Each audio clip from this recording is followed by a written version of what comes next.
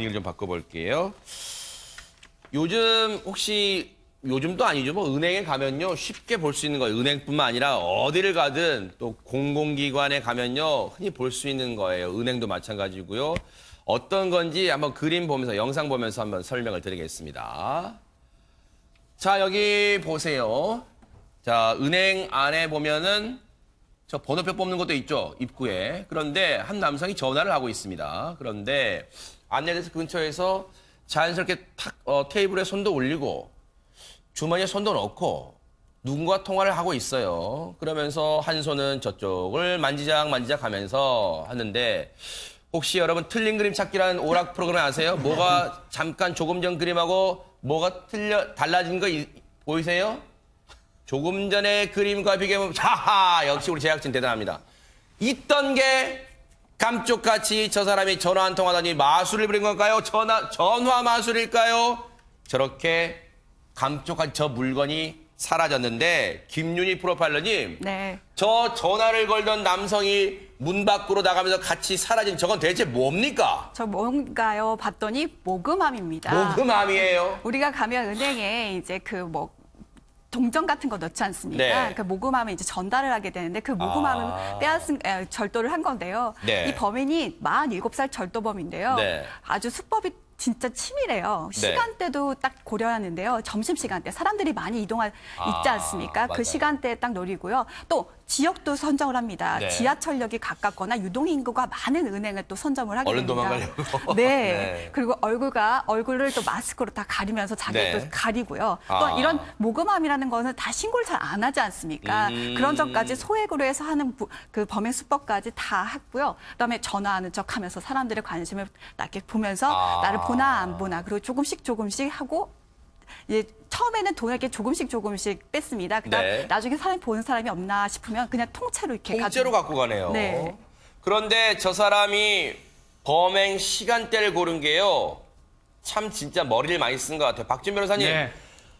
은행 가보신 분들은 아시겠지만요. 은행 직원분들도 배가 고프고 그걸 해결해야 되기 때문에 교대 근무를 한단 그렇죠. 말이에요. 그런데 정작 은행 업무를 보러 오시는 분들은 은행 점심시간에 많이 간단 말이에요. 그러니까 밥은 먹어야 되잖아요. 네. 밥 먹을 때 그때가 가장 그 은행 직원들 입장에서는 가장 또 일을 많이 해야 됩니다. 교대를 네. 하면서 해야 되기 때문에 숫자는 부족하고 할 일은 많아지고 그때를 이용한 것 같습니다. 저쪽에 신경 못 쓸 것 같아요, 진짜. 모금함 그거 가져갈 거라는 아무도 상상도 못하고 네. 모금함에 100원, 500원, 1000원 많아봤자 1000원 들어있는데 네. 그거를 가져갈 거라는 상상도 못한 것 같고요. 네. 또 이 사람 보면 시간도 잘 이용했고 쇼핑백 저걸로 눈을 좀 가린 것 같아요.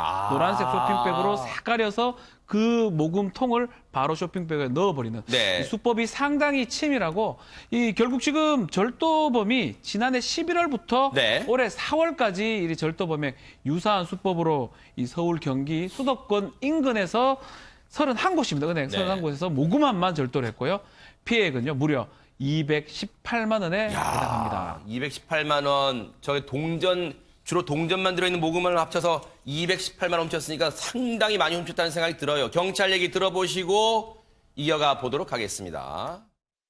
사업 실패로 계속 다른 것도 해보고 하다가 여의치가 않으니까 자기가 생활할 것도 마땅치도 않고 그래서 은행을 가봤더니 손쉽게 절취할 수 있고 그래갖고 절취한 돈으로 생활비를 사용했다고 합니다. 알고 보니까 지금 박지훈 변호사님 말씀처럼 이인철 변호사님 저 사람이 들고 있던 쇼핑백도 범죄를 위한 소품이었네요. 그러면. 그러니까 저는 이 사람의 재질이 좀 아주 안 좋다고 봐요. 네. 절도죄는 6년이야 상습절도죄는 2분의 1 가중되는데 금액도 금액이지만 그 모금함은요 사람들의 마음이 담겨 있는 거예요. 정성이. 그러네요. 좋은 일 하게 써주세요. 불이익하게 써주세요. 이 사람이 이거 훔쳐가지고 불이익 도와주겠습니까? 본인 도박 자금이나 유흥비로 쓰겠지. 굉장히 재질이 안 좋고요. 네. 이 사람은 앞으로 이런 거 훔치지 말고 열심히 일을 해가지고 고객의 마음을 훔치든지 아니면 어떤 여인의 마음을 훔쳐서 결혼해가지고 정착하시기 바랍니다. 네. 그러니까요. 이게 이제 은행 가시는 분들 많은 그런 경험 있으실 거예요. 이제 어떤 은행 거래를 한 다음에 그 잔돈 같은 걸 받는 경우가 왕왕 있잖아요. 그럼 보통 잔돈을 요즘 처치곤란하니까 나올 때 여기 모금함이 있네. 그래서 200원, 300원, 많을 때는 500원도 놓고 뭐 그러실 거예요. 이제 그런 모금함이 쌓인 건데 저렇게 가득 들어 있었잖아요. 아까 화면 보셨죠? 모금함이 꽤 가득 들어 있었어요. 그런데요. 정말 이인철 변호사의 말씀처럼 어떻게 훔쳐도 모금함을 훔칩니까? 김동철 원장이. 이게 이제 그럼 또 다른 거 훔쳐도 된다는 거 아니에요. 네네.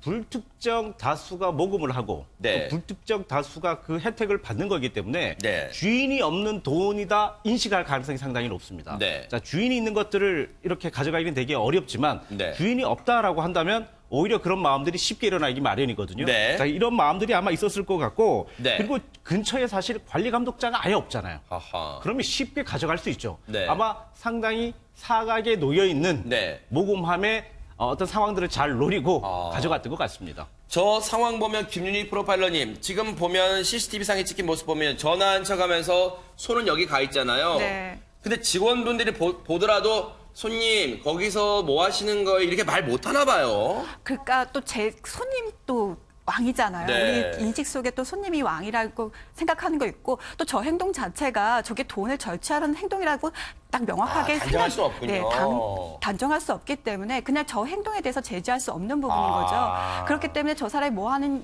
행동을 그냥 저 사람 그냥 옆에 있구나라고만 인지를 하고 자신의 세상에. 볼일을 보는 거고요. 저렇게 감쪽까지 없어집니다. 네. 그렇기 때문에 범행을 저지를 수 있는 겁니다. 다른 사람의 관심도 낮을 뿐만 아니라 그걸 네. 가져간다고 해도 아마 퇴근했을 때까지도 몰랐을 확률이 되게 높기 때문에 그런 것들을 이용해서 범죄를 저지르는 것입니다. 네.